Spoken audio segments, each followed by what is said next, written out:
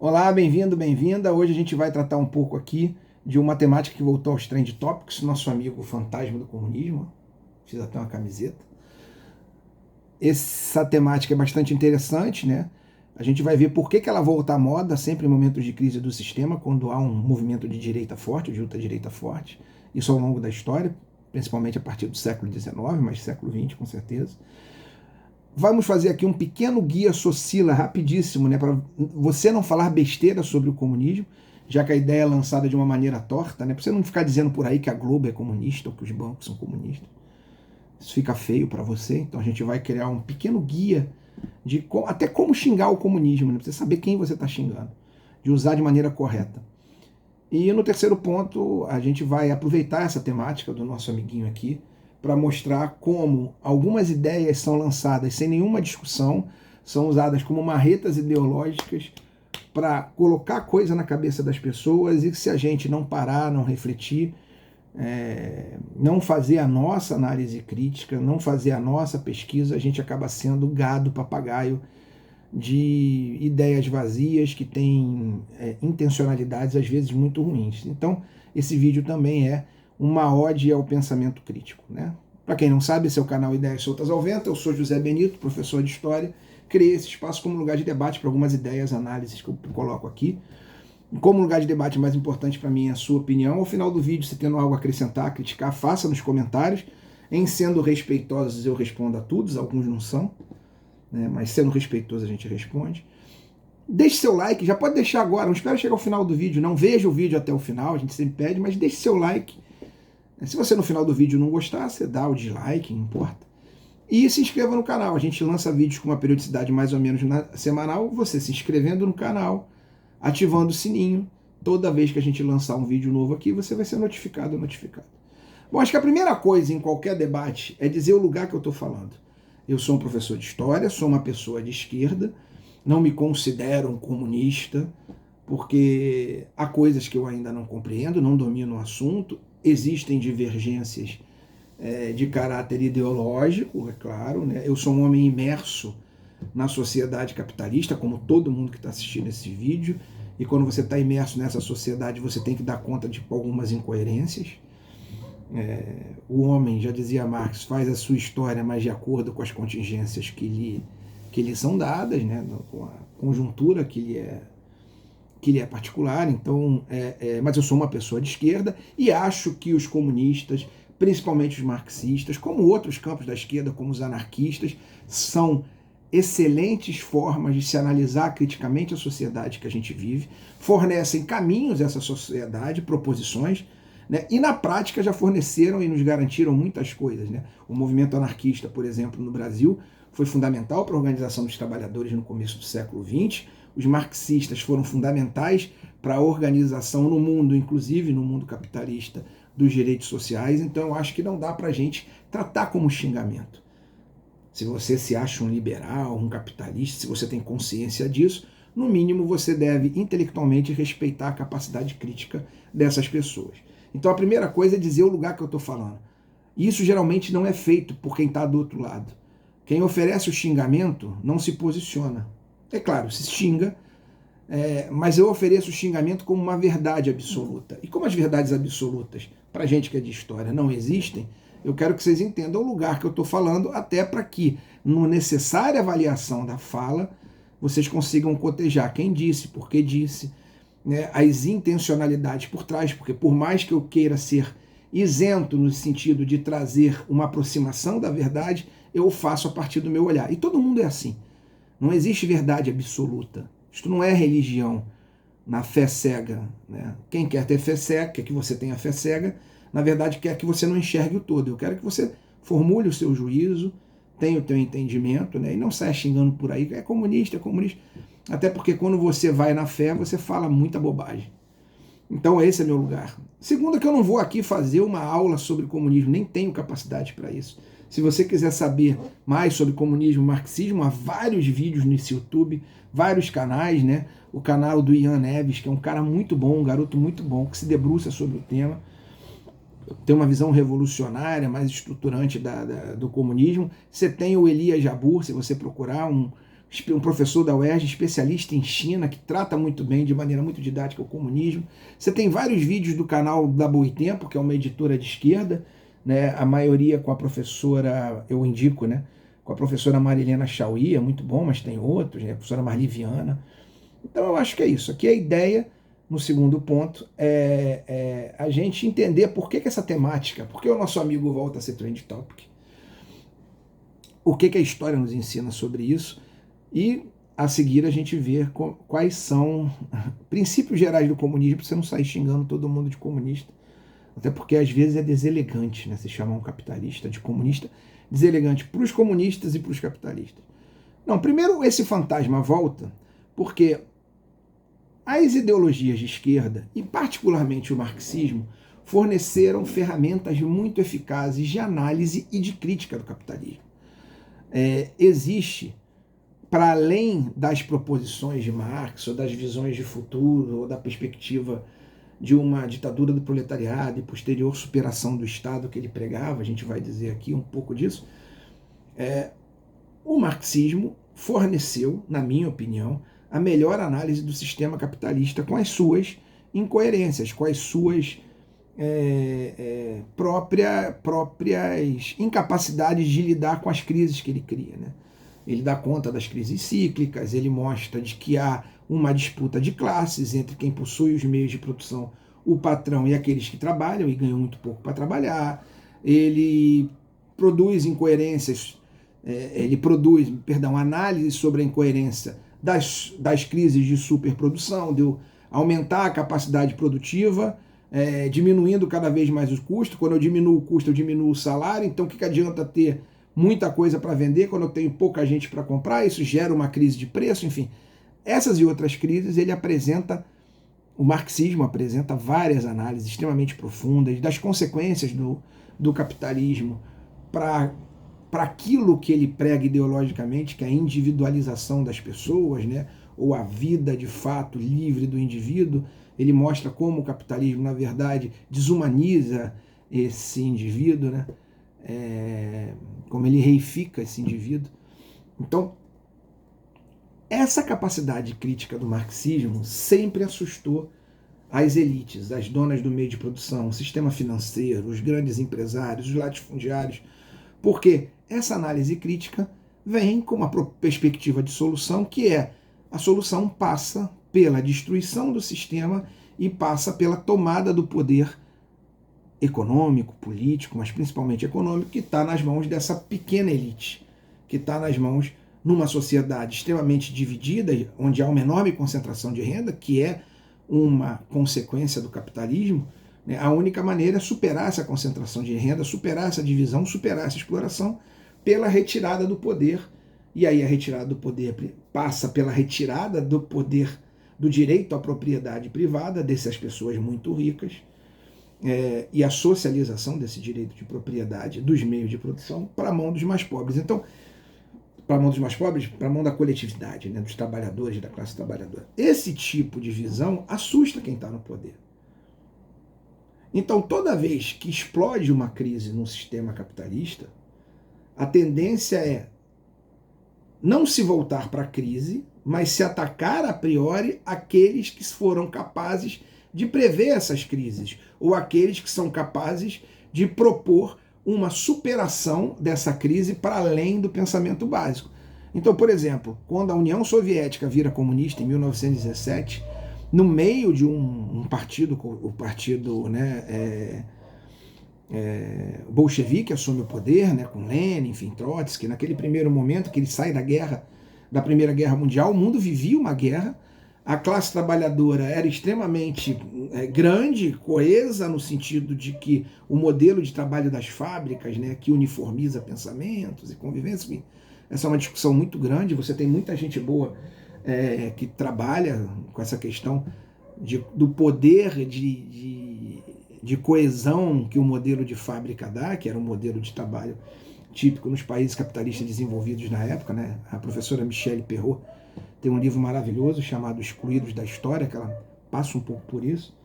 Mas voltando, então, o mundo estava em crise em 17, com uma guerra, os comunistas atingem o poder, prometendo fazer o seguinte: estamos aqui, somos a prova viva de que Marx estava certo, vamos superar as incoerências do capitalismo. Toda vez que o capitalismo tem que enfrentar as crises que ele cria, ele culpabiliza aqueles que apontam que o rei está nu. Eles não vão culpar o fato do rei estar nu. Eles culpabilizam quem aponta que o rei está nu e que propõe uma solução para o problema. Então, por exemplo, se você for numa hemeroteca, né, de algum arquivo público da Biblioteca Nacional e pedir para ver os jornais, isso é possível online, de 1917, 18, 19, vocês vão ver ali os ataques aos comunistas, o fantasma do comunismo já presente. Come cachorro, importa... Eu trabalhei com jornais nessa época, eu fiz pesquisa, né? Importar crianças da China, você tinha notícias, né?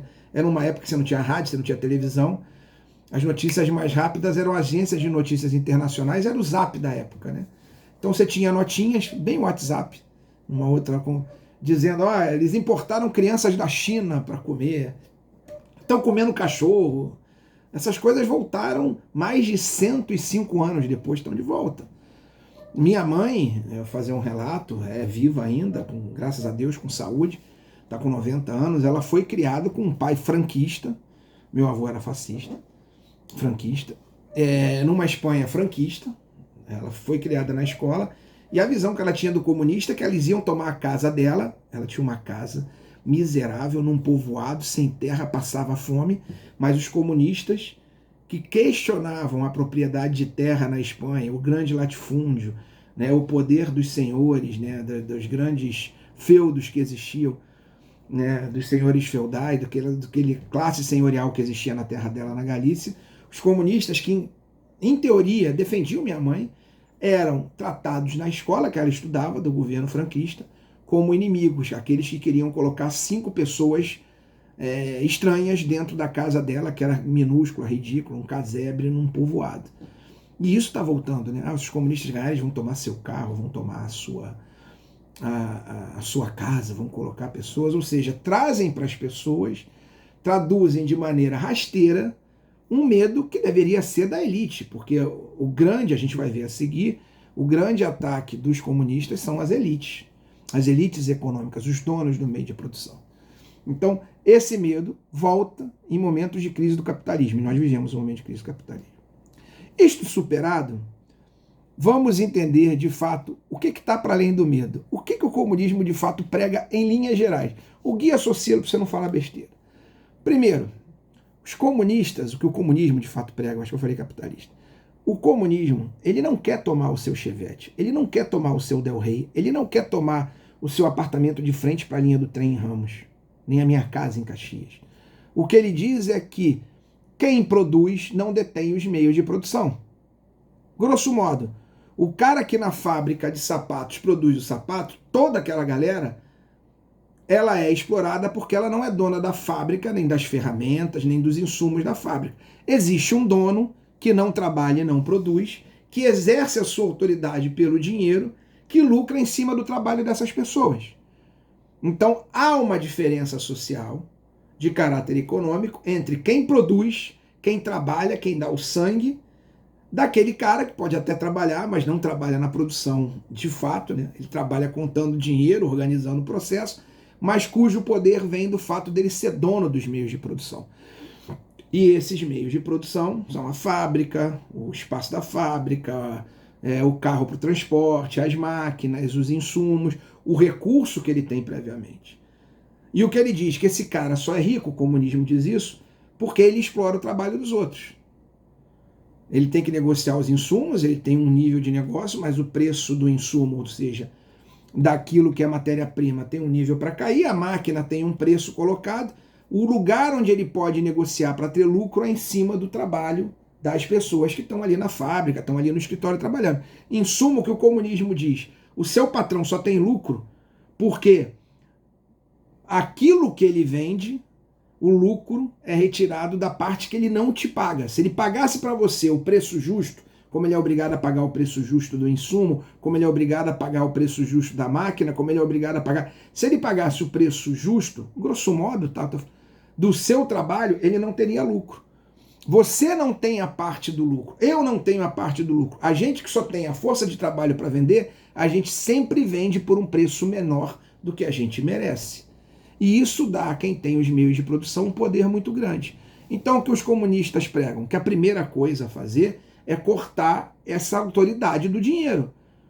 Os meios de produção precisam ser divididos com quem trabalha. Então, por exemplo, se eu sou o trabalhador da fábrica, eu tenho que ser dono da fábrica, do resultado final dessa fábrica. É essa a propriedade privada que eles questionam.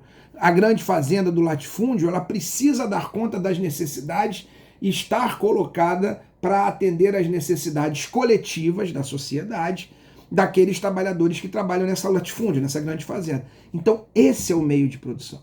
Então, não dá para você chamar de comunista quem está desse lado da lógica produtiva. Uma Globo é uma empresa com um patrão, com funções econômicas, que tira seu lucro da exploração dos seus trabalhadores. Ela não pode ser comunista. O sistema bancário, que é a base do sistema capitalista, ela não pode ser comunista. Você não pode chamar o dono do setor porque ele foi mais humanista, um pouco mais humano, de comunista. O que está vendo é que as pessoas estão confundidas e não se apercebem que você ser minimamente humano, ou seja, se preocupar com o outro, não querer que as pessoas morram de fome, não querer a violência como lógica do Estado, a violência gratuita, tá? Como lógica do Estado social, não tratar a vida como uma eterna competição, aqueles que falharam, a culpa é deles, você é comunista. Não é. Isso é ser humano. E você pode ser minimamente humano mesmo sendo capitalista. Agora alguns comunistas vão me matar. Mas então é isso. Os comunistas dizem que o que precisa ser expropriado é a propriedade dos meios de produção. É aquilo que existe em excesso. É o acúmulo desnecessário. É questionar o direito à herança. O que é uma incoerência do próprio capitalismo, por exemplo. Como é que o capitalismo diz que há uma igualdade de oportunidades quando tem gente que sai de níveis diferentes? É muito fácil, como o capitalismo faz, para defender a livre concorrência, criticar cotas, quando você tem um menino na favela negro, né, que já sofre de um país racista, que já sofre da falta de dinheiro, da falta de oportunidade, tem que trabalhar para botar comida em casa, com um moleque Zona Sul, com tudo garantido, com uma fortuna já acumulada anterior. E aí não são só os comunistas, muita gente critica o direito à herança. Então, que igualdade é essa? A gente precisa, de fato, discutir igualdade. Os comunistas querem discutir igualdade.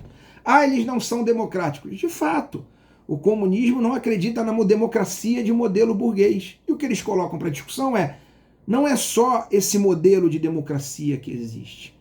Esse é um modelo que funciona nos últimos 100 anos, com seus erros e acertos. Mas não é esse o modelo que existe.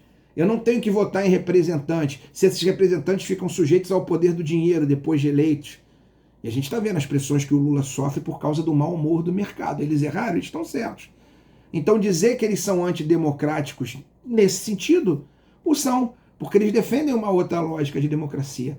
Eles defendem a ditadura do proletariado. A ditadura do proletariado seria uma fase para superação, ou seja, os trabalhadores tomarem a máquina do Estado para destruí-la e gerarem algo novo. Então, não dá para comparar. O comunismo é tão autoritário como o fascismo. Os objetivos são diferentes.